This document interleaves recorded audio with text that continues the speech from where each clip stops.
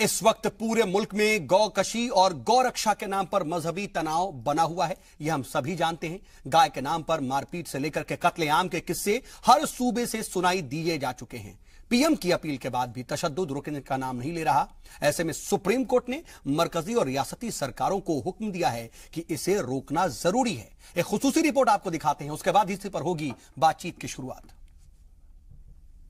गौरक्षा के नाम पर कुछ लोग अपनी दुकानें खोल करके बैठ गए।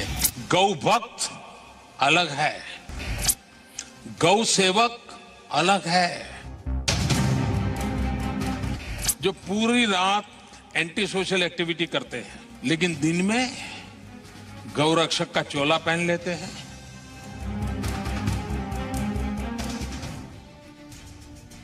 गाय के नाम पर मुल्क भर में फैले तशद्दुद और कत्लेआम पर मुल्क की सबसे बड़ी अदालत ने सख्त रुख अपनाया है। अदालत ने सरकारों को फटकार लगाई है। कोर्ट ने कहा कि गाय की हिफाजत के नाम पर हो रहे कत्लेआम को रोकने के लिए सरकारें क्या कर रही हैं। अदालत ने सरकारों से कहा कि जल्द ही इस मसले पर ठोस कदम उठाएं। सुप्रीम कोर्ट ने गाय की हिफाजत के नाम पर हो रहे कत्ल को रोकने के लिए रियासती हुकूमत को हुक्म देते हुए कहा कि 7 दिन के अंदर हर जिले में एक टास्क फोर्स बनाई जाए और खास तौर पर एक नोडल अफसर की तैनाती की जाए। मरकजी सरकार के वकील तुषार मेहता ने कहा कि गाय के नाम पर हो रहे तशद्दुद के लिए कानून मौजूद हैं, जिस पर चीफ जस्टिस ने कहा कि वो भी जानते हैं कि कानून है, बावजूद इसके कोई एक्शन क्यों नहीं लिया जा रहा।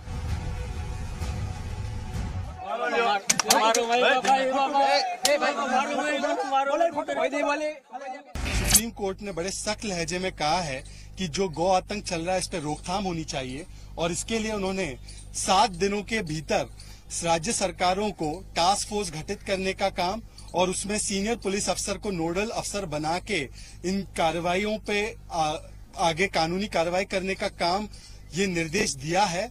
और उन्होंने जो रुख अपनाया है मुझे लगता है ये बहुत ही अच्छा रुख है।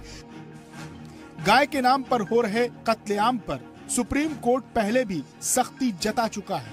इससे पहले कोर्ट ने 21 जुलाई को मरकजी और रियासती सरकार से गाय की हिफाजत के नाम पर हो रहे तशद्दुद के वाकयात पर 4 हफ्तों में जवाब दाखिल करने को कहा था। तो वजीर आजम नरेंद्र मोदी भी गाय के नाम पर हो रहे कत्ल को लेकर गौ सेवकों को हिदायत दे चुके हैं। भारत विविधताओं से भरा हुआ देश है, विविध मान्यताओं से भरा हुआ देश है, अनेक सांप्रदायिक मान्यताओं से चलने वाला देश है।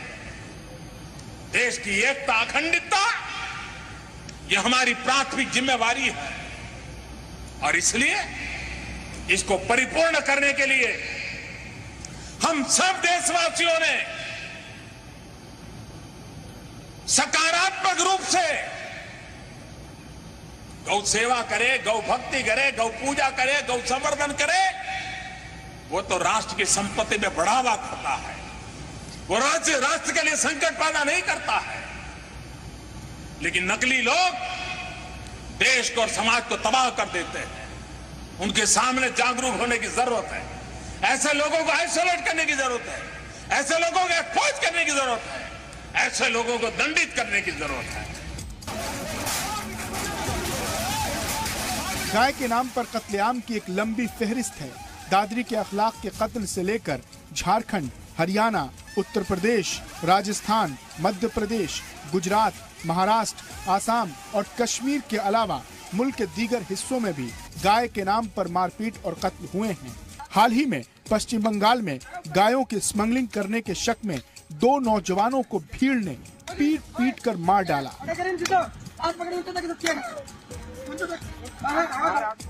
अदालत ने खास तौर पर राजस्थान, गुजरात और महाराष्ट्र का नाम लिया। डेटा वेबसाइट इंडिया स्पेंड की रिपोर्ट के मुताबिक पिछले 8 साल में गाय से जुड़े तशद्दुद के 63 मामलों में 61 मामले नरेंद्र मोदी सरकार बनने के बाद हुए हैं। साल 2016 में गोवंश से जुड़े तशद्दुद के 26 मामले दर्ज किए गए। 25 जून 2017 तक ऐसे तशद्दुद के अब तक 20 मामले दर्ज किए जा चुके हैं। करीब 5% मामलों में मुजरिमों की गिरफ्तारी की कोई जानकारी नहीं है। वहीं 13 मामलों में यानी करीब 21% मामलों में पुलिस ने मुतासरीन के खिलाफ भी केस दर्ज किया। इंडिया स्पेंड ने 25 जून 2017 तक के आदाद शुमार की बुनियाद पर यह तज्जिया किया है, लेकिन सवाल यह है कि पीएम की अपील के बाद अब सुप्रीम कोर्ट ने सरकारों को हुक्म दिया है, क्या अब गाय के नाम पर तशद्दुद और कत्लेआम बंद हो पाएगा? ब्यूरो रिपोर्ट, जी मीडिया। तो सुप्रीम कोर्ट की तरफ से जो ये हुक्म आया है वो अपने आप में बेहद अहम है, क्योंकि अगर आने वाले वक्त में इस पर अमल दरामद हो जाती है, जैसा कि सभी रियासती सरकार वक्त में मुमकिन है कि गौ कशी या फिर गौ रक्षा के नाम पर तशद्दुद में कमी आ जाए और शायद हो सकता है कि ये रुक जाए। लेकिन क्या ऐसा हो पाएगा? बहुत से सवाल आते हैं और बहुत से पहलू हैं। हम सभी पहलुओं पर तफसील से बातचीत करेंगे। हमारे साथ इस पर बातचीत के लिए खास पैनल जुड़ चुका है। अपने मेहमानों से आपका एक बार तारुफ करा देते हैं। हमारे साथ इस वक्त 5 खास मेहमान जुड़ चुके हैं। हमारे साथ इस वक्त स्टूडियो में हैं अब्दुल हमीद नोमानी साहब, जो कि नेशनल सेक्रेटरी हैं AIMMM यानी कि ऑल इंडिया मुस्लिम मजलिस मुशावरात के। इसके अलावा हमारे साथ डॉक्टर SS रावत हैं, आप सभी जानते हैं हिंदू धर्म गुरु हैं। इसके अलावा आशु मोंगिया साहब हैं, जो कि सदर हैं राष्ट्रीय गौरक्षक सेना के। वहीं कमलाकर त्रिपाठी जी हमारे साथ मौजूद हैं, कांग्रेस की तरफ से, कांग्रेस के तर्जुमान हैं। और हमारे लखनऊ स्टूडियो से हमारे साथ IPS सिंह साहब हैं, लीडर हैं BJP के। आप सभी मेहमानों का बहुत बहुत इस्तकबाल इस प्रोग्राम में। और आशु मोंगिया जी, मैं सबसे पहले आपके पास आना चाह रहा हूं। सुप्रीम कोर्ट ने जो बात कही है उस पर मैं रिएक्शन लूं, उससे पहले मैं ये जानना चाहता हूं, जैसा कि PM मोदी ने भी तनकीद की थी गौरक्षकों पर, गौ सेवा दलों पर। मैं ये जानना चाह रहा हूं कि आपको पहले मानूं क्या, असली या नकली?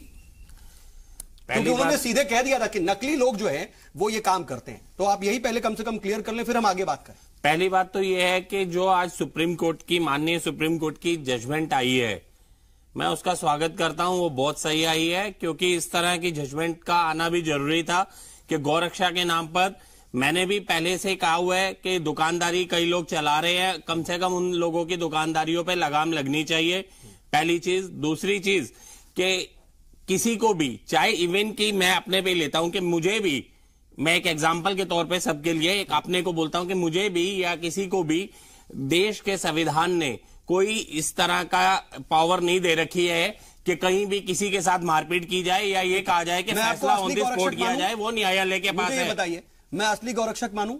जी, असली गौरक्षक आप माने मैं क्लियर करना जरूरी है, हम उसी हिसाब से बात करेंगे ना, के अंदर में तो माना जाएगा। चलिए, असली गौरक्षक हैं तो मुझे यह बताइए कि जो आप दुकानदारी की बात कर रहे हैं जी, या फिर फर्जी या नकली गौरक्षकों की भी बात एक डेफिनेशन दी गई कहीं ना कहीं PM मोदी के जरिए, उनमें और आप में फर्क क्या? हम लोग जो भी केसेस लड़ रहे हैं मोस्टली हम लोग ना सारे के सारे लीगली लड़ रहे हैं। हम लोग कोर्ट में, हाई कोर्ट और सुप्रीम कोर्ट के अंदर में यही हम लोगों का है मामला कि PILs डाले या रिट पिटीशंस डाले, हम लोग उस तरह से गौरक्षा कर रहे हैं। आपका कोई मेंबर सड़क पर नहीं होता और गायों की हिफाजत नहीं करता, उन्हें कहीं किसी साई में ले जाकर के या फिर चारा खिलाना, ऐसा कोई काम नहीं होता? 7 साल से हम लोग राष्ट्रीय गौरक्षा सेना 16 राज्यों में काम कर रहे हैं हम लोग, और कहीं भी किसी भी तरह की किसी भी स्टेट के अंदर में हम लोगों के किसी भी कार्यकर्ता की तरफ से कोई मारपीट नहीं हुई है, ना ही कोई केस दर्ज हुआ है। मैं अपने पे बोलता हूँ, मैं अपनी राष्ट्रीय गौरक्षा सेना पे बोल रहा हूँ। मैं ये पूछ रहा था, मैंने ये पूछा ही नहीं कि आपने मारपीट की या नहीं की, मारपीट का तो जिक्र ही नहीं किया ना। बिल्कुल, मैं ये पूछ रहा हूं कि क्या आपके जो मेंबर हैं, कारकुनान है, सड़कों पर नहीं होते? बिल्कुल, हम लोग नहीं है, होते हैं, वो देखते नहीं है क्या कि मतलब कोई गैर कानूनी जो गौ तस्करी तो नहीं हो रही, या फिर कोई गाय है जो जरूरतमंद है एक तरह से, या भूखी है, या फिर बीमार है, तो उसकी जो है एक तरह से उसका ट्रीटमेंट नहीं करते? बिल्कुल बिल्कुल करते हैं, बिल्कुल जी। लेकिन उसके बाद भी आप किसी तरह का तशद्दुद नहीं अख्तियार करते ना। रावत साहब, चलिए ये तो हमने देख लिया कि इनका अगर जैसा कि कह रहे हैं आशु मोंगिया जी, अगर इस तरह से काम करते हैं तो वाकई ऐसे ही गौरक्षकों की जरूरत है इस देश में, अगर वो ऐसा करते हैं तो। लेकिन क्या ऐसा होता है हर जगह? साउद खालिद साहब, ऐसा है कि जो इन्होंने कहा कि कुछ फर्जी हैं, गौरक्षा के नाम पे फर्जी काम भी कर रहे हैं, मेरी नजर में नहीं है। ये गौरक्षक ये भी असली नहीं, है, रावत जी ये भी असली है। मैं बता देता हूं, मैं बोला नहीं, चुप रहो एक मिनट, मैं आपकी बात कर रहा हूं। विपक्षी लोग आप नाम बता दो, कर रहे हैं, आप नाम बता दो, जो विपक्षी लोग इधर आप नाम बता दो यार, बता दो, वो लोग हैं। एक तो मैं आपको सपोर्ट कर रहा हूं, फिर बीच में बोल रहे हो, मैंने आपकी बात को काटा नहीं। आपने बोला फर्जी है, आप बता दो कौन फर्जी है, आपके पास है कोई लिस्ट फर्जियों की? इसलिए इसीलिए बात नरेंद्र मोदी जी से क्यों नहीं पूछते हैं कि किसको वो फर्जी मैं तो बता रहे उनकी हैं? बात को पहले ही मना कर चुका हूं। तो यही मैं नहीं मानता उनकी बात को। रावत जी, मैं नहीं मानता। आप आशु जी को आप जबरदस्ती एक वो चीज कर रहे हैं। बताइए कमलाकर जी, ये बताइए अभी यहाँ जो ये केस हुआ था अखलाफ वाला, वहां क्या गोरक्षकों ने किया था वो केस? गांव में माहौल था और गांव के लोग थे और वो एक हादसा था। कमलाकर जी, जितने भी हादसे हो रहे हैं घटना ये हादसे में कोई भी गोरक्षक नहीं है। नहीं, गोरक्षक अगर सच में कोई अगर होगा किसी तो वो गाय की हिफाजत करेगा। व्यक्ति के सामने से लेकिन गाय अगर गांव में से कोई लेके जा रहा है, दादरी की घटना में मंदिर से रात में 10:30 बजे अनाउंसमेंट होता है और वहां पर बाहर मोदी साहब के पास लिस्ट है तो मोदी साहब इतने फर्जी हैं। कमलाकर जी, मोदी जी से क्यों नहीं पूछ कमलाकर जी, देश भर में पहले पूछ चुका हूं, घटनाएं हो रही हैं, पहले पूछ चुका हूं, घटनाएं हो रही हैं, वो किसके द्वारा की जा रही है? तो या तो आप पार्टी में हो ना, वो भी पार्टी में हो, रक्षकों के द्वारा क्यों नहीं उठाते? राहुल गांधी क्यों नहीं कहीं और जा रहे हैं? पूछ लो। ऐसे बात नहीं होगी ना सर, ऐसे बातचीत तो नहीं होगी। मुझे बताइए कि वो गोरक्षा के नाम पर जो कर रहे हैं, कमलाकर जी मुझे क्या आप उनको जस्टिफाई कर रहे हैं? मैं कह रहा हूँ आपके पास कोई फर्जी है तो आप मुझे बोलने दीजिए। एक मिनट, मैं आऊंगा कमलाकर जी, आपके पास आ रहा हूँ। जब आपके पास आऊंगा फिर मैं आपसे बात करूंगा। गलत बात कर रहे हैं, समझ गया, नहीं है, लेकिन ठीक है, समझ गया। क्या है कम से कम उनका रिएक्शन तो लेने दीजिए। गाय को लेके जाते हैं, स्मगलिंग करते हैं और जो लाइसेंस फैक्ट्रीज हैं वहां जो लेके जाते हैं, चोरी लेके जाते हैं, ट्रकों भर के लेके जाते हैं, स्मगलिंग करते हैं, उनको गांव वाले पकड़ लेते हैं। अब गांव वाले क्या सारे ही वहां? अजय रावत साहब, मेरी बात को जो जवाब मैंने पूछा था मैं उसका जवाब चाह रहा हूं। जी बताइए। बताइए ना कि आपको कैसा लग रहा है कि कोई भी फर्जी नहीं है, तो यानी पीएम गलत बोल रहे हैं, आप उनसे इत्तेफाक नहीं रखते? तो पीएम साहब को पहले भी कहा था पीएमओ के पास लिस्ट होगी, आप लिस्ट दे दो ना कौन कौन से फर्जी हैं, तो कम से कम आप उन पर एक्शन ले लो। आपकी सरकार जहां जहां तो पीएम गलत बोल रहे हैं, वहां से ले लो। बताइए, पीएम गलत बोलते हैं? मैं तो नहीं कह रहा पीएम गलत, मैं तो कह रहा हूं उनसे कि उन्होंने कहा कि आप लिस्टों की फर्जी लिस्ट देकर एक्शन ले लो उनके ऊपर। एक बात और, एक सरकार है, एक प्रधानमंत्री है, प्रधानमंत्री इस तरह से बात कर रहे हैं तो उनके पास कहने के रिकॉर्ड होना चाहिए ना। आप मुख्यमंत्री को बोलिए अगर मध्य प्रदेश में ऐसा हो रहा है, शिवराज सिंह बताइए, रिकॉर्ड दीजिए। खाली एक भाषण देना ठीक है और एक वर्ग को खुश करना, हम भाषण की बात कर रहे हैं, फेवर में नहीं। ठीक है, एक वर्ग को खुश करने की बात अब मोदी जी भी कर रहे हैं क्या? कर रहे हैं, लेकिन चलिए ठीक है, मैं आऊंगा और हम उनके बयानात की बात कर रहे हैं। एक और बयान भी है, जरा वो भी सुना लेते हैं, उसके बाद मैं आगे बढ़ता हूं। मैं राज्य सरकारों को अनुरोध करता हूं कि ऐसे जो स्वयंसेवी निकले हैं, अपने आप को बड़ा गौरक्षक मानते हैं, उनका जरा डोजियर तैयार करो। 70-80% ऐसे निकलेंगे जो ऐसे गोरख धंधे करते हैं जो समाज स्वीकार नहीं करता है, लेकिन अपनी उस बुराइयों को से बचने के लिए ये गौरक्षा का चोला पहन करके निकलते हैं। तो 70 से 80% ऐसे गौरक्षक हैं जो चोला ओढ़े हुए हैं। एच.एस. रावत साहब, इस पर शॉर्ट रिएक्शन चाहूंगा क्योंकि और शॉर्ट रिएक्शन ये है कि मोदी साहब 80% की लिस्ट दे दे कि 80% फर्जी है, नहीं तो जैसे मोदी साहब कहेंगे हम वैसे तैयार हैं और हम खुद इसके लिए जुर्म कबूल करेंगे कि हम भी गौरक्षक नकली हैं। कर दे ये प्रूफ।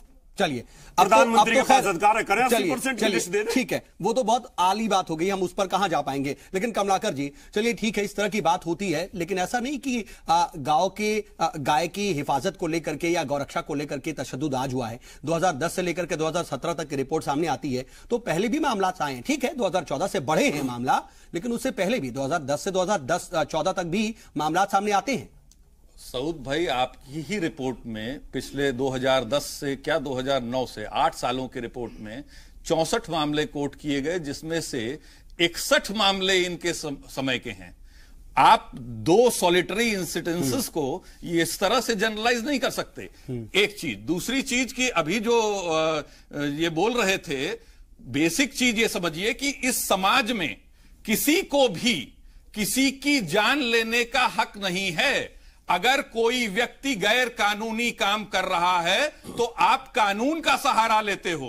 आप सेल्फ प्रोक्लेम्ड विजिलेंस बन करके उसकी मॉब लिंचिंग करो, उसको मार डालो। अखलाक के यहां अगर बीफ खाई जा रही थी कि नहीं खाई जा रही थी, ये बात तो जो है वो फॉरेंसिक जांच से प्रमाणित होगी। तो प्रमाणित हो गई। एक मिनट कमलाकर जी होने दीजिए। आपकी सरकार फेलियर है। आपके पार्लियामेंट में 44 MP हैं। मोदी साहब को आपने क्यों नहीं पूछा? मोदी जी की राहुल गांधी ने सरकार क्यों नहीं पूछा? 70 साल फेल रही। 80% की लिस्ट दो नकली। मोदी जी की सरकार फेलियर है। 70 साल फेल रही। आपकी सरकार फेलियर है। दूसरी आप चीज मानते ना वहाँ पार्लियामेंट में क्वेश्चन उठाते हैं। अगर उसके यहाँ बीफ खाया भी जा रहा था, क्या माननीय प्रधानमंत्री जी खाया भी जा रहा था, तो क्या लोगों को ये हक है कि वो लिस्ट उसको कुकर से मार डाले? आप तो क्वेश्चन नहीं उठाते वहाँ पर। बेसिक चलिए ठीक है, लेकिन कमलाकर जी जो बात आपसे पूछी जा रही है वो भी नहीं।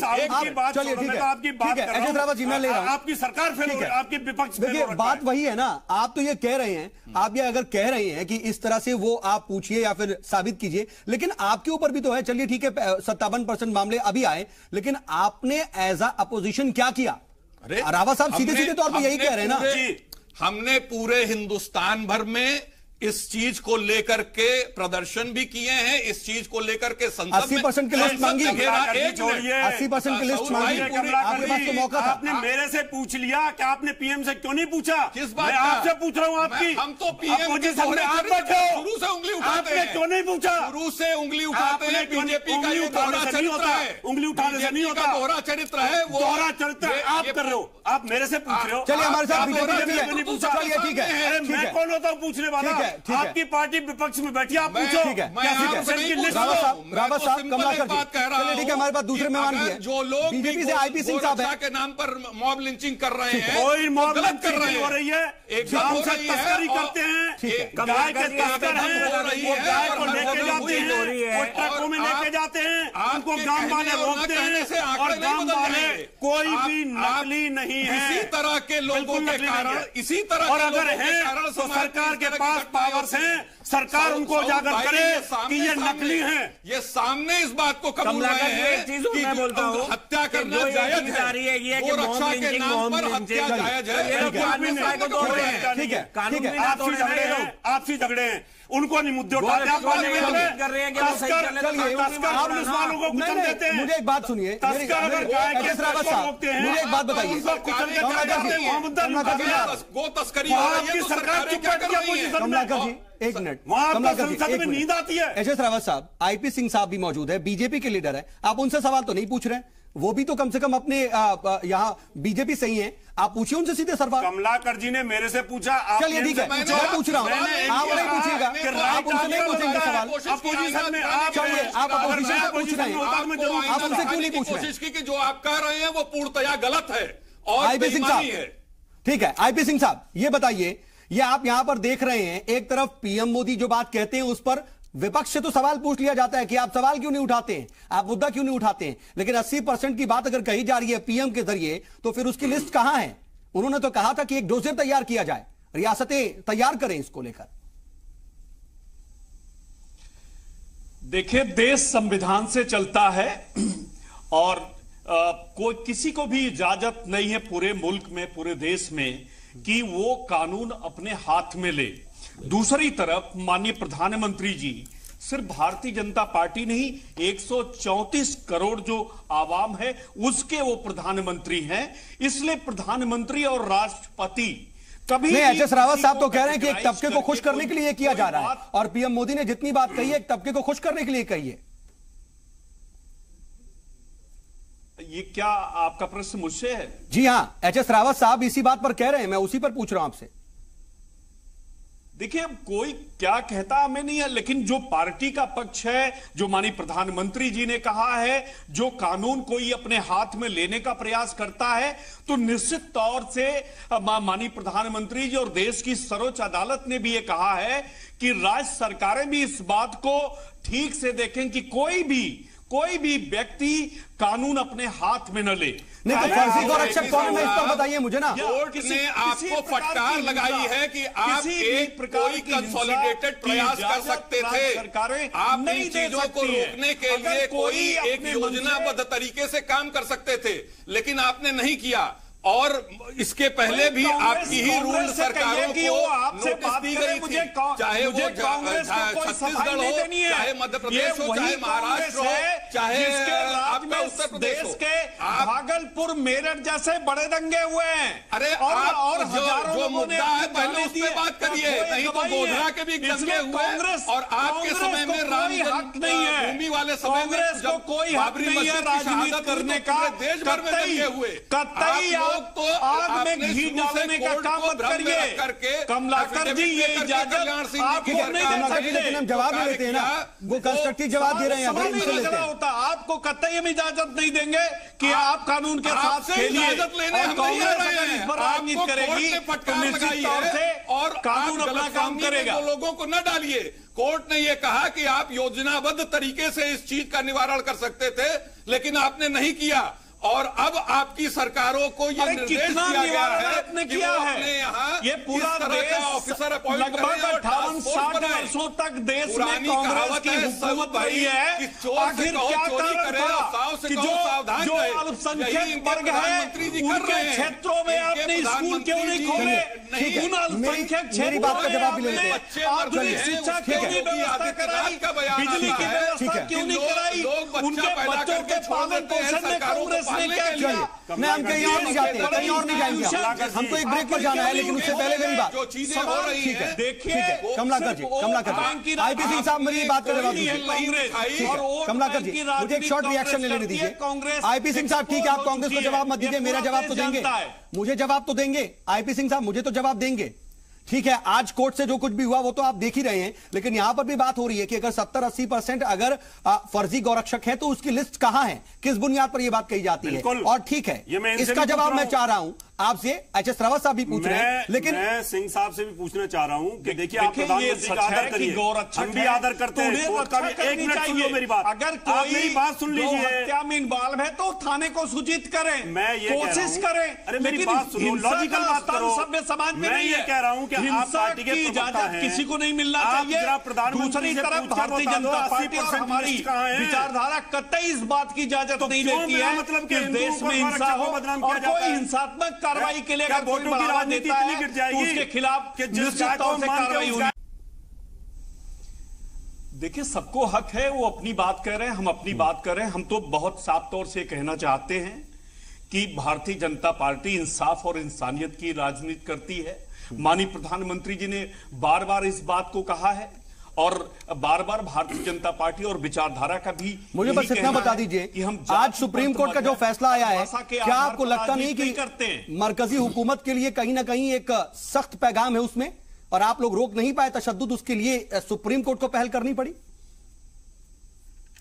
नहीं, देखिए, सर्वोच्च अदालत या देश की जो अदालतें हैं, अगर कोई मामला में उनके सामने जाता है, अगर अदालतों को यह समझ में आता कि इसके पक्ष में या इसके विपक्ष में हमें फैसला देना है या सरकारों को कुछ हिदायत देनी है तो देती रहती हैं।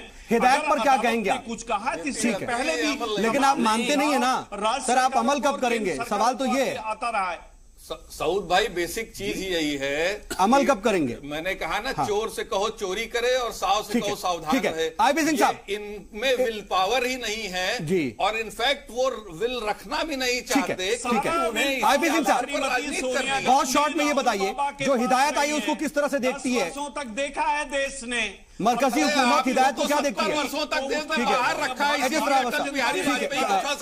ठीक है, कमलाकर जी, हम उस पर नहीं जाते, हम उस पर नहीं जाते। नुमानी साहब के पास भी मुझे जाना है। जो घटना हुई बाबा राम रहीम वाली, उस वक्त ने ये कहा कि वोट बैंक की राजनीति के चलते आपने इतने बड़े नरसंहार करा दिए।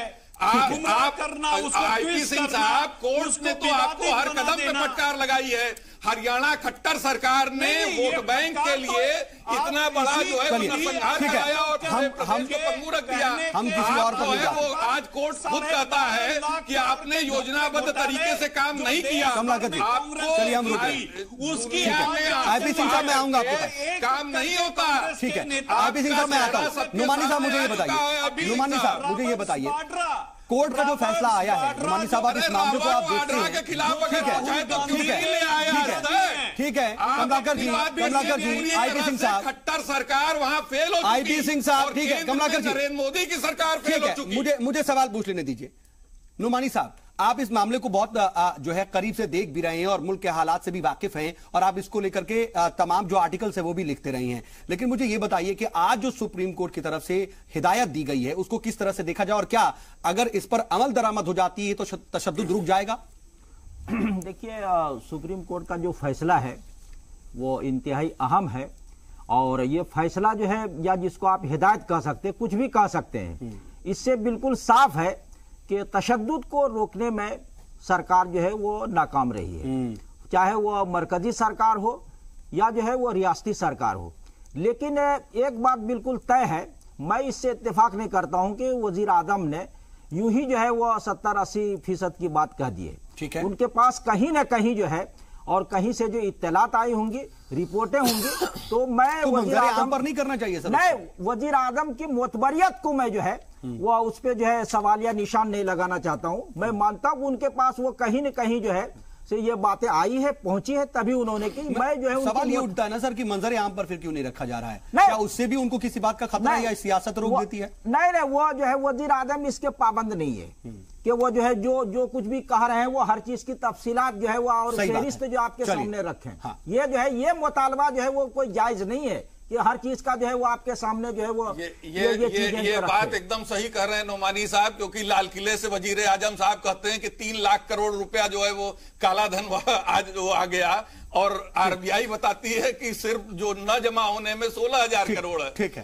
तो वो तो बात सही है, कभी जो हर चीज जुमला बोलते हैं। लेकिन नोमानी साहब, बात आपकी नोमानी साहब, ये तो आपका फर्ज बनता है पार्लियामेंट में उनको घेर के रखे। आपकी सरकार कहां हो रही है? अब आपसे सीख कर नहीं घेरेंगे रावत साहब। आपकी सरकार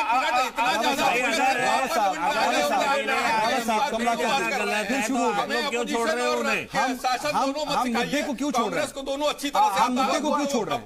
जनता के हकों हुकूक की लड़ाई लड़ना में हम मुद्दे को क्यों छोड़ रहे हैं? हम मुद्दे को क्यों छोड़ रहे हैं? नुमानी साहब, ठीक है, मैं अरावा साहब की बात तो आ गई। हाँ। लेकिन इन गौ तस्करों ने कितने पुलिस वालों के ऊपर ट्रक चढ़ाया, इसका भी तो रिकॉर्ड होना चाहिए ना। ठीक है, कितने लोगों को मारा वो भी तो रिकॉर्ड होना चाहिए ना। कितने सब इंस्पेक्टर मारे, रिकॉर्ड देगा कौन? बात तो यही है ना। ठीक है, आईपीसी साहब से जवाब देंगे। एफआईआर दर्ज हुई है, अब बोलो ना, यहाँ पे इनके ऊपर हमला मेरे पे भी हुआ, लेकिन कोई भी पार्टी वाला कभी कुछ नहीं बोला। उस समय किसी पॉलिटिकल पार्टी ने नहीं मामला उठाया।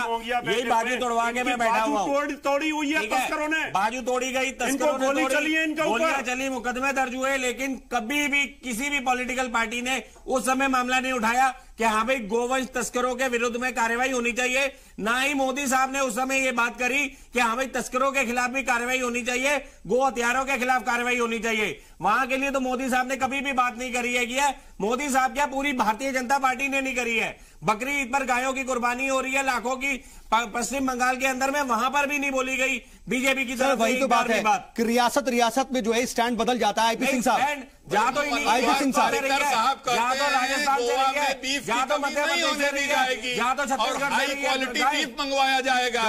तो आप मनोहर पर्रिकर साहब से क्यों नहीं पूछते हैं? ठीक है कमलाकर जी। आईपी सिंह साहब ये बताइए, एचएस रावत साहब भी आप पर सवाल उठा रहे हैं और आशु मोंगिया साहब भी आपसे सवाल पूछ रहे हैं और कमलाकर जी और नोमानी साहब तो कह ही रहे हैं। हर तरफ से तो आपके लिए तो बड़ी दिक्कत हो गई है। इधर कुआं और उधर खाई हो गया। आदम की मोतबरियत पे सवाल नहीं, मोतबरियत पर बात नहीं कर रहे, लेकिन कम से कम जो 70-80% की बात कही है, उसमें कहीं न कहीं जो है वो हकीकत है। चलिए वो उस पर हम नहीं आ रहे हैं, लेकिन आईपी सिंह साहब हिंदू एक ऐसा व्यक्ति है कि वो चेंटियों को आटा खिलाने वाला व्यक्ति कभी करता ही नहीं है। ये सभी मजहब करते हैं, ऐसा नहीं है। आपने जहां और जो ये कहीं ना कहीं इंसिडेंट है, ये इस तरह के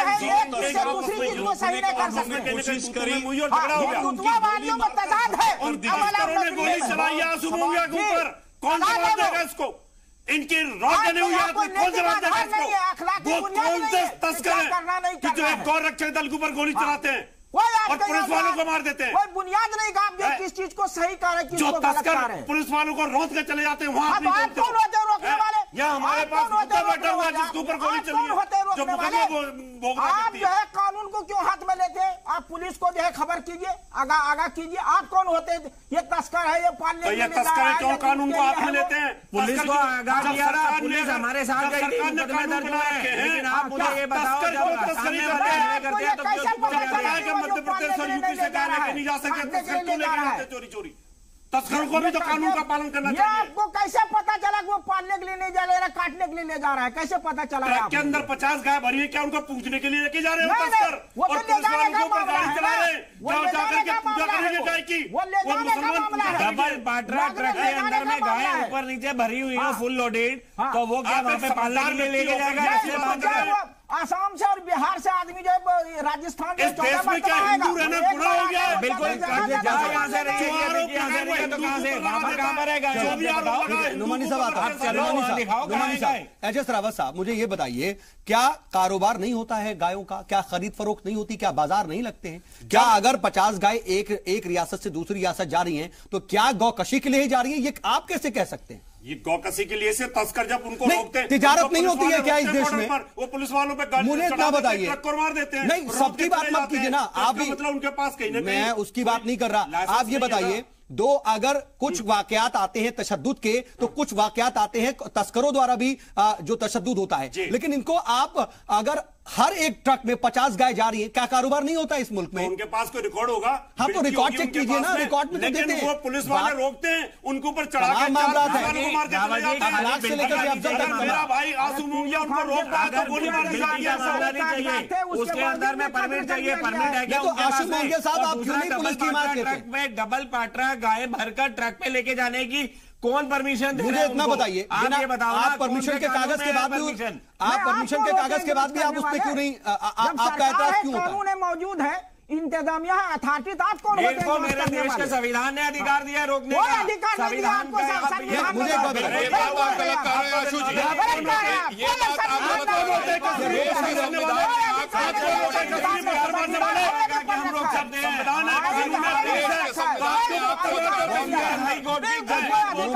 कोई माता लाल नहीं दिखला सकता। ठीक है, नुमानी साहब पत्थर मारने नहीं जा रहे हैं, लेकिन यहाँ पर तो आप गौरक्षक सेना में है ना, ना आशु मोंगिया साहब साफ तौर पर कह रहे हैं कि मैं रोकूंगा, संविधान ने दिया, बात उसकी नहीं कर रहे हैं। आप लोग गाय लेके जाओ, ये लोग ये काम करते हैं। नहीं, आप लोगों को अधिकार दिया हुआ कि आप लोग गाय लेके जाओ और काटो। आप पहले मुझे ये बताओ, आप हमारे अधिकार पहले आप गौकशी को लेकर के कोई समर्थन नहीं कर रहे हैं, यहाँ पर कोई हिमायत नहीं कर रहा है। एक शोर में जा रहे थे, पहलू खान मर गया, अखिलाक मर गया, क्यों लोगों ने गाय काटी? क्यों लेके जाते हैं गाय की तस्करी करके? वो लोग आपको कैसे पता कि पहलू वहां पर काटने के लिए लेके जा रहा है? बात यही है ना, बिल्कुल गृह मंत्री वो तस्कर था। आप लोगों ने धंधा शुरू कर रखा है गाय के नाम पे। तो आप काटने का धंधा करते हो, आप काटने का धंधा आप लोग काटने का धंधा करोगे तो रोकने वाले रोकेंगे। हम पालने के लिए ले जाते हैं, दूध के लिए ले जाते हैं, पालने के लिए लेके जा रहे हैं आप लोग। अच्छा, मुझे एक बात बताइए, हमारे बारे में आप जो सवाल उठाए किस लिए ले जा रहे हो? मुझे एक बात बताइए आशु मोंगिया साहब, मुझे एक बात बताइए, क्या अगर कोई इंसान अगर गायों का, ठीक है वो तस्कर है, नहीं हम उस पर नहीं जा रहे हैं, 50 गायों को एक ट्रक में लेकर के जा रहा है, अगर उसका नाम प्रेम है तो वो गौ तस्कर नहीं होगा, अगर उसका नाम अखलाक है या पहलू है तो वो गौ तस्कर होगा। मैं कह रहा हूं, नाम से लेकर के आप डिसाइड करेंगे क्या? मैं कह रहा हूं प्रेम क्या, चाहे वो राम भी होगा, उस समय नाम 50 गाय लेके जा रहा होगा ट्रक में, तो वो दोषी है, हिंदू है, वो दोषी है। चाहे वो राम का नाम भी लगा लेगा अपना, तब भी वो दोषी है। 50 गाय एक ट्रक के अंदर लेके जा रहेगा, वो कैसे लेके जा रहेगा? कौन से कानून ने उसको अधिकार दे दिया कि 50 गाय लेके चला जाए? तो हर बार क्यों पहलू, क्यों अखलाक या फिर कोई दलित मारा जाता है? ये गाय कौन बेच रहा है? सऊद भाई, मैं एक बात कहना चाहता हूं, हिंदू होते हैं। मैं आ रहा हूं कमलाकर जी, मैं एक बात आशु मोंगिया से पूछना चाहता हूं, हर बार आशु मोंगिया साहब क्यों हर बार अगर ऐसा आप गलत कहते हैं तो क्यों हर बार अखलाक या फिर कोई पहलू खान मारा जाता है? क्यों फिर कोई दलित ही निशाना बनता है?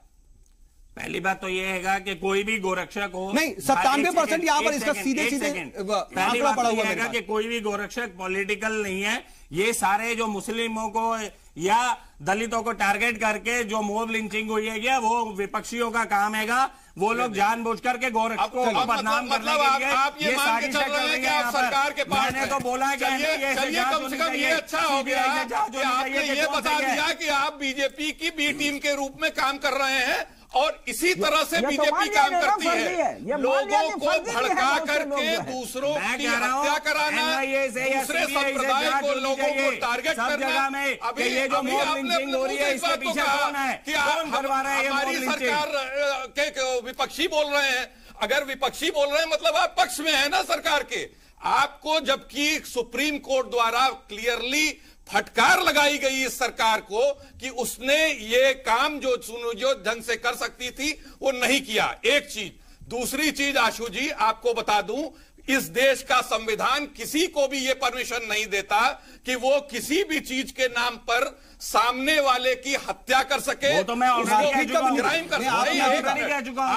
अगर कोई गलत काम कर रहा है तो उसके लिए लॉ है, सजा देने का अधिकार न्यायालय के पास है, किसी आदमी के पास नहीं है। जो भी चीज है। और सऊद भाई एक बात और बताऊंगा आपको, इस देश की जो सबसे बड़ी टॉप की कंपनियां हैं मीट एक्सपोर्ट की, उसमें से 5 में से 4 के जो मालिक है वो हिंदू हैं। आपने दिए संगीत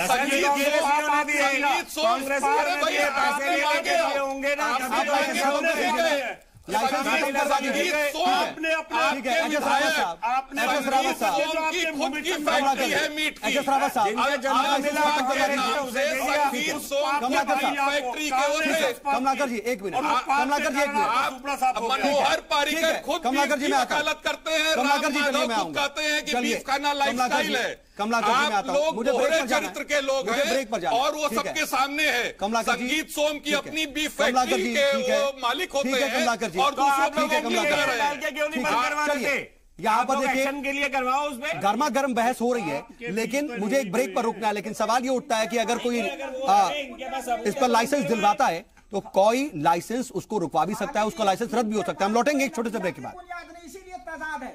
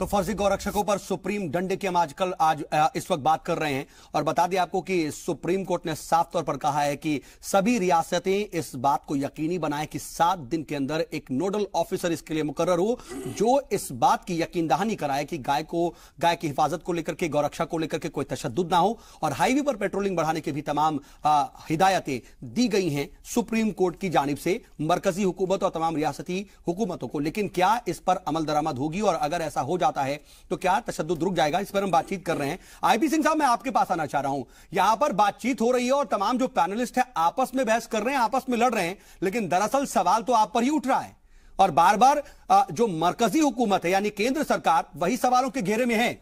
आपका जवाब पूरा क्लियर नहीं आ रहा अभी तक भी आप कंफ्यूज नजर आ रहे हैं मुझे। नहीं, किसी प्रकार का कोई कंफ्यूजन नहीं है, लेकिन हम ये चाहते हैं कि जब हम किसी की बातों बीच में नहीं पढ़ते हैं तो प्लीज जब हम बोल रहे हो तो प्लीज हमारी बात पूरी आ जाने दीजिए। अभी कमलाकर जी को इस बार कोशिश करेंगे कि आप जो पैनल में बैठे हुए लोग हैं वो बीजेपी के बी टीम है। कमलाकर जी, आज कांग्रेस तो ए टीम भी नहीं रह गई। आज पूरे आपको 70 साल जीरो पे रहे भाई, पूरा कमलाकर जी हमें और बी टीम पर बात नहीं कर रहे ना। नहीं, हाँ, मुद्दे की बात करिए। आशु भाई ने खुद कहा जब विपक्ष की बात उस पर मैंने बात कही थी। चलिए ठीक है, हम मुद्दे से नहीं भटक रहे, हम मुद्दे से नहीं भटकेंगे। आईपी सिंह साहब, ए और बी में मत गुलझाइए ना। आईपी सिंह साहब मेरी बात सुनिए। चलिए कमलाकर जी आप जवाब मत दीजिए। झांक के देखिए कमलाकर जी अभी आप जवाब मत दीजिए। 60 सालों तक आप कहां थे और अटल बिहारी वाजपेयी जो आपके फिर वही बात थे, फिर वही बात 5 साल की सरकार के बाद जनता ने उन्हें फिर वही बाहर कर बात दिया। ये सब कुछ जानते हैं सब लोग। हो गया और नरेंद्र मोदी जी के साथ भी यही होने जा रहा है। कमलाकर जी, जुमलेबाजों की कमलाकर सरकार के जी, ठीक है कमलाकर जी, मुद्दे से वो भटका रहे हैं, भटक रहे हैं, यही होता है कमलाकर जी। और आईपी सिंह साहब मुद्दे से भटका रहे हैं, आप भटक रहे हैं। आप मुद्दे को न भटकाइए। चलिए तो आप भटकने मत दीजिए ना, बात को मुझे लेने दीजिए। जिनकी मीट की फैक्ट्री है, ठीक है कमलाकर जी, बात करिए। कमलाकर जी एक मिनट। राज्यों में जिस तरीके से जो कमलाकर जी, ठीक है कमलाकर जी, कमलाकर जी मैं रोक रहा हूँ। आईपी सिंह साहब मैं आपको भी रोक रहा हूँ। आईपी सिंह साहब मेरी बात सुनिए, मेरी बात सुनिए। चलिए ठीक है, चलिए ठीक है, वो खामोश है, आप पूरी बात कर लीजिएगा, लेकिन ए और बी में मत उलझाइए सर ना।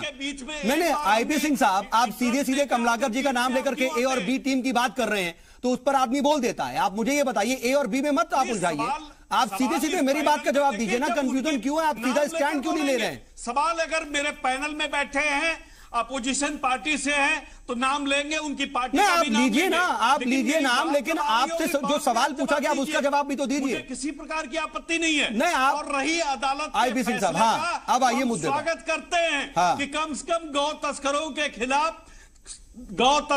खिलाफ अब शासन प्रशासन भी सख्त कार्रवाई करेगा। गौ तस्करी पर रोक लगेगी। नोडल अफसर बनाए जाने से अगर कोई बात आती है सड़कों पर, अगर लेकिन ये गौ रक्षकों पर फैसला है कि गौ रक्षक तशद्दुद ना करे, हिंसा ना करे। आप गौ तस्करी की बात कर रहे हैं, लेकिन फैसला तो दरअसल इसलिए है कि गौ रक्षक किसी को मारे ना, किसी की जान ना ले। देखिए हिंसा, हमने कहा ना कि हिंसा में आप फैसलों को भी अपने हिसाब से पढ़ रहे हैं। कतई विश्वास नहीं है। नोडल ऑफिसर अगर पकड़ेंगे गायों के ट्रक या ये तस्करों को तो किसी को आगे आने की जरूरत ही नहीं है। कानून अपने हाथ में लेने वाले उनके खिलाफ देश का संविधान और आईपीसी सीआरपीसी है, उसके तहत कार्रवाई होती है और किसी को भी कानून माफ नहीं करता है। इसलिए कानून का काम कानून को करने दीजिए। और जो राजनीतिक मसले हैं, जो राजनीतिक चर्चा है, वो राजनीतिक, चलिए मुझे राजनीतिक चर्चा पर ही आप जवाब दे दीजिए। चलिए मुझे राजनीतिक प्रश्न का ही जवाब दे दीजिए। आईपी सिंह साहब, यहां पर आप कह रहे हैं पीएम मोदी का जो बयान इससे पहले गौरक्षकों पर आया है, चाहे वो फर्जी करार दिए जाने की बात हो या फिर 70 से 80% फर्जी हैं ये कहा गया हो, या फिर कहीं ना कहीं दूसरी तरह से ही इशारे में बात कही गई हो, इसको लेकर के आपका स्टैंड क्या है? क्या जैसे एस रावत साहब आपसे पूछ रहे हैं कि 80% की बात की जा रही, तो लिस्ट है क्या आपके पास? तो उस पर कोई जवाब है आपके पास? आपने कैसे ये बात कह दी कि 70-80% फर्जी गौरक्षक प्रधानमंत्री हैं? जो तमाम जिस तरह की वारदात बढ़ी, तो वारदात करने के लिए किसी को इजाजत नहीं दी जानी चाहिए। और जो भी भेष बदलकर इस तरह की कार्रवाई में लिप्त हैं, उनके खिलाफ कार्रवाई के बारे में माननीय प्रधानमंत्री जी ने, जो देश की राज्य सरकारें सभी को कहा था, चाहे कर्नाटक सरकार हो, चाहे उत्तर प्रदेश की सरकार हो, सभी सरकारों के लिए उन्होंने साफ तौर से निर्देशित किया था कि किसी को भी इजाजत नहीं दी जानी चाहिए और इस तरह के जो फर्जी लोग हैं उनके खिलाफ सख्त कार्रवाई की जाए। एस रावत साहब जी, मैंने तो सीधा सीधा एक प्रश्न ये पूछा था कि एक देश के इतने बड़े प्रधानमंत्री, हम उनको रेस्पेक्ट करते हैं, हमने उनको जिताया है और हम हिंदू हैं। हिंदू अहिंसावादी है, बिल्कुल भी हिंसा नहीं करता। और अगर हमारे यहां से अगर गाय तस्कर जा रहा है और पुलिस भी मारी जा रही है तो उसको रोक रहे हैं, और रोकते हुए अगर कोई हादसा होता है तो ये कहीं ना कहीं गौ जो रक्षक है वो किसी को मार नहीं रहे। प्रधानमंत्री जी ने यह कहा है कि 80% नकली है, तो मैं यही पूछना चाह रहा हूं आपसे कि 80% के अगर नकली है तो उसकी कोई लिस्ट, कोई रिकॉर्ड सरकारों के पास होगा कोई? चलिए ठीक है, आईपी सिंह साहब से मैं जवाब लूंगा इसका। आईपी सिंह साहब मैं आपके पास आऊंगा, लेकिन मुझे इस बात का जवाब दीजिए। आपने कहा अभी बहस की बातचीत नहीं, आपने कहा कि कोई भी गौरक्षक नकली नहीं है, फर्जी नहीं है, लेकिन फिर जो तशद्दुद हो रहा है, हिंसा आ रही है, जो वीडियो सामने आ रहे हैं, जो लोग मारे जा रहे हैं, वो कौन है? फिर मुझे इसका बताइए। जो मैं अभी आपके यहाँ क्लिप देख रहा था, वीडियो, मुझे ऐसे लग रहा था जैसे वो कहीं ना कहीं बनाए हुए टेरर फैलाने के लिए। अच्छा। कुछ इस प्रकार के लोग होते हैं जो टेरर फैलाने की कोशिश करते हैं, कि भय बनाने की कोशिश करते हैं, और कुछ इस प्रकार के लोग भी समाज के अंदर होते हैं जो दो ग्रुपों में खामा खा के भिड़ाने की कोशिश करते हैं। इस तरह के लोग भी होते हैं। क्या आपकी जिम्मेदारी नहीं है कि आप उनको रोकें, इनकी जाम होने से रोकें? प्रॉपर ठीक है, नहीं तो क्या? आशु भाई ने शुरुआत में एक बात कही थी कि लोग दुकान खोल के बैठे हैं, दुकान चला, मैं उसी बात पर पूछ रहा हूं। मैं उसी बात पे वही बताना चाह रहा हूं कि दुकान खोलता है आदमी प्रॉफिट के लिए। अब किसी को मारने के बाद उसको प्रॉफिट क्या होना है? प्रॉफिट ये होना है कि वो सत्ताधारी पार्टी की निगाहों में आकर के अपने आप को नंबर बढ़ाना नंबर बढ़ाना चाहता है, उनसे बेनिफिट लेना चाहता है। और जब आप गिरिराज सिंह जैसे लोगों को, योगी आदित्यनाथ जैसे लोगों को रिवॉर्ड करते हो तो इस तरह की घटनाएं बढ़ती हैं। ये दोहरा चरित्र है भारतीय जनता पार्टी का, जो कि सबके सामने आ चुका है।